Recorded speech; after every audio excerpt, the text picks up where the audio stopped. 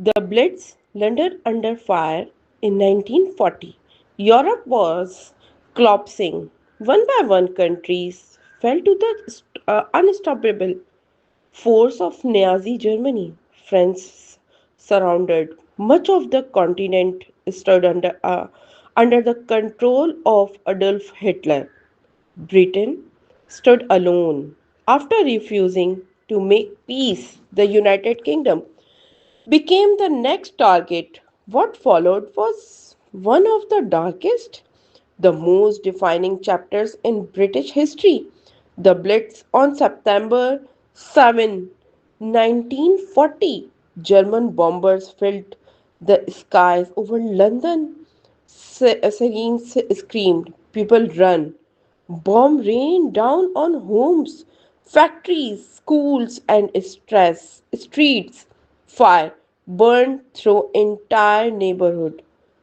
Night after night, the bombing continued. For 57 consecutive nights, London was attacked. Families slept inside underground stations to survive. Children were evacuated to the countryside. Building collapsed into dust. Thousands died, but Britain did not surrender. At the center of his residence stood Winston Churchill. His speech weren't just words, they were feel. We shall fight on the beaches. We shall never surrender. Those lines echoed through radios across the country. They became a symbol of defense. German leaders believed bombing civilians would crush morale. Instead, it hardened it. But drivers returned to work the next morning. Shopkeepers reopened in damaged street. Rescue workers pulled survivors from rubble while bombs were still falling. Even when landmarks were destroyed, the spirit of the people refused the collapse.